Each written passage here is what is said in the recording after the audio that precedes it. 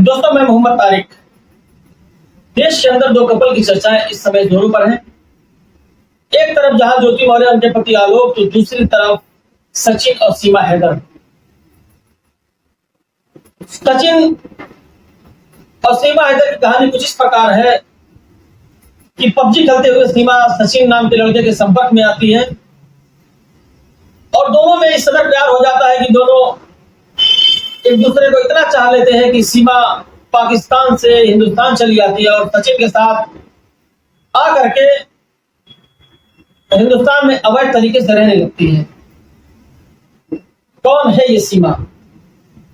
कहीं एक था टाइगर की जोया तो नहीं, कहीं आईएसआई एजेंट तो नहीं। इस तरीके की लोग बातें कर रहे हैं। आइए सीमा के बारे में हम पूरी बात जानते हैं, पूरी उसकी कुंडली खगालते हैं कि कौन है सीमा, इसका कहां से ताल्लुक है, किस प्रकार से ये भारत आई, किस प्रकार से सचिन के संपर्क में आई और किस प्रकार से वो अब सचिन के साथ शादी करना चाहती है। सीमा, बीबीसी के मुताबिक सीमा पाकिस्तान के सिंध प्रांत के खैरपुर जिले की रहने वाली है। इनके पति का नाम हैदर है। सीमा और हैदर का संपर्क एक रॉन्ग मिस कॉल से हुआ था। मिस कॉल पहुंची, दोनों में बातचीत शुरू हुई। या बातचीत शुरू होते होते हैदर और सीमा में प्यार हो गया, यानी कि मोहब्बत हो गई। मोहब्बत दोनों में इस कदर हुई कि घर वाले शादी के खिलाफ थे, मगर सीमा अपने घर वालों के खिलाफ जाकर के हैदर से शादी करना चाहती थी। तो इस कड़ी में सीमा हैदर से जाकर के कोर्ट मैरिज कर ली। कोर्ट मैरिज करने के बाद सीमा हैदर को लेकर के कराची में आकर के रहने लगी। कराची में आकर के हैदर एक टेम्पो चलाने लगे।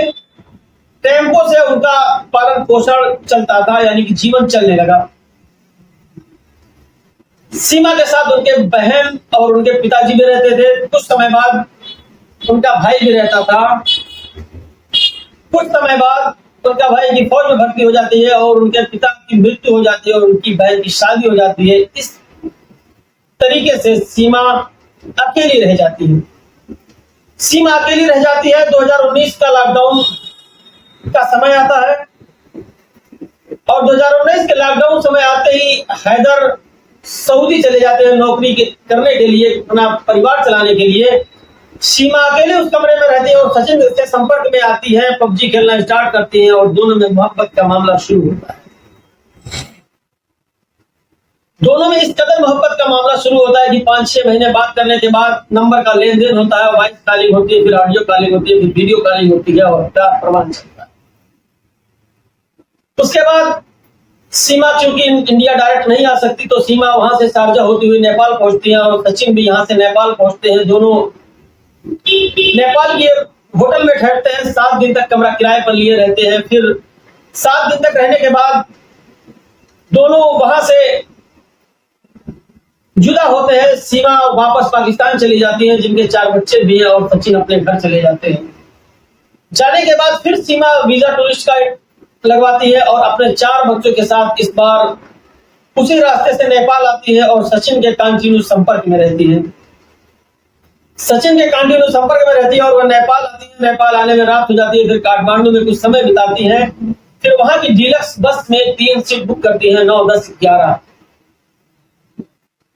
3 सीट बुक करती है और वहां से दिल्ली नोएडा के लिए निकल जाती है। इस पूरे रूट चलने तक और सीमा के रास्ते में रहने तक सचिन कंटिन्यू उनके संपर्क में होता है।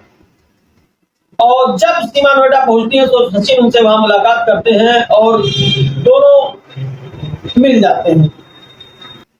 उसके बाद सृष्टि आता है, जो कि बस की कंपनी है। बीबीसी को बताया कि पोखरा से दिल्ली का टिकट एक सवारी का 5,000 नेपाली रुपए है, तो सीमा ने 3 टिकट का 15,000 रुपए दिया, जिसमें 28 घंटे लगते हैं और बस पोखरा से उत्तर प्रदेश के सुनौली बॉर्डर महाराजगंज जिला होते हुए आगरा, नोएडा, फिर दिल्ली को पहुंचती है।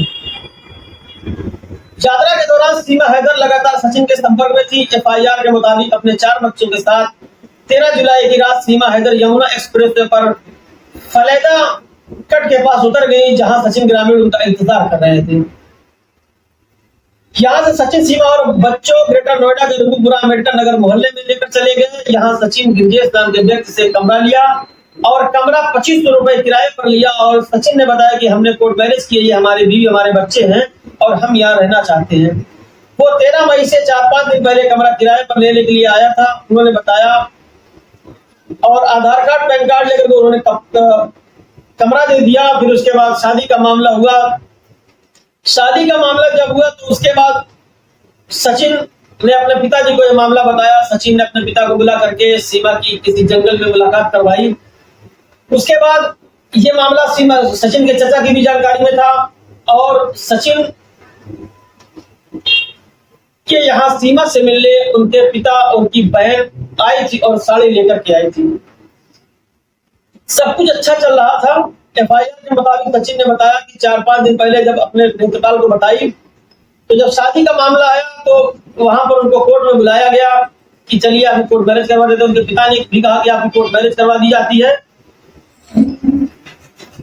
तो वहां सचिन पहुंचता है, जब सीमा पहुंचती है और सीमा का जब पाकिस्तानी पासपोर्ट देखा जाता है तो वहां कहा जाता है कि आप तो पाकिस्तान की हैं, आपकी कोर्ट मैरिज यहां नहीं हो सकती है। यहां से सिलसिला शुरू होता है पुलिस का। तो सीमा और उसके पति सचिन दोनों वापस चले रूपपुरा अम्बेडकर मोहल्ले में चले आते हैं। फिर उनको डर होता है कि हमारी शादी नहीं हो पाएगी, पुलिस हमें गिरफ्तार कर लेगी। दोनों वहां से बोरिया बिस्तर समेटते हैं और निकल जाते हैं। उसके दूसरे दिन पुलिस वहां पर पूछताछ के लिए पहुंच जाती है और दूसरे दिन जैसे पुलिस पहुंचती है उसके बाद उसकी कुछ दिन तलाशी होने के बाद सचिन और सीमा दोनों पकड़ लिए जाते हैं, यानी गिरफ्तार कर लिए जाते हैं। और सचिन सीमा के साथ उनके पिता को भी गिरफ्तार कर लिया जाता है। धाराएं हैं वो धाराएं लगा दी जाती है। उन धाराओं को लगा करके उनके ऊपर केस किया जाता है। इसके बाद 7 जुलाई को उत्तर प्रदेश के जेवर सिविल कोर्ट ने पिता समेत दोनों को राहत देते हुए जमानत दे दी। उसके बाद ये दोनों को जमानत दे दी जाती है। जमानत देने के बाद पुलिस इसमें पूरी कड़ी निगरानी रखे रहती है। पूरी तरीके से पुलिस इस पर निगाह अपनी रखे हुए है कि सीमा का मामला क्या है, सीमा कैसे भारत आई है। और वहां पर जो उनके आसपास रघुपुरा इलाके का जो पुलिस स्टेशन है वहां से एक एफिडेविट पर सीमा, उनके पिता, उनके सचिन और सबको दस्तखत करने जाना पड़ता है। और पुलिस ने यह वार्निंग उनको दी है कि आप बिना हमसे पूछे कहीं नहीं जा सकते, हमारी ना जानकारी में आप कहीं नहीं जा सकते हैं। फिलहाल सीमा रिंद कराची गुलिस्तान चौहर इलाके के पास थाना बक्सी गोट गांव में किराए पर कमरे पर रह रही थी, जहां उसकी तीसरी मंजिल पर मकान था। उनका परिवार ग्राउंड फ्लोर पे था। शुरू में सीमा के साथ उनके पिता, भाई और बहन दूसरी घर में रहते थे और किराया पिता को देते थे। और इसके लिए मतलब मैंने बताया कि विवाद भी होता था। इस प्रकार से अब इस समय मामला पुलिस की निगरानी में चल रहा है, पुलिस के संज्ञान में चल रहा है। देखिए आगे क्या होता है। सीमा को इंडिया की नागरिकता मिलती है कि नहीं मिलती है और सचिन के साथ उसकी शादी होती है कि नहीं होती है, जबकि सीमा का हैदर से अभी तलाक भी नहीं हुआ है और सीमा सचिन की मोहब्बत में हिंदुस्तान चली आई है।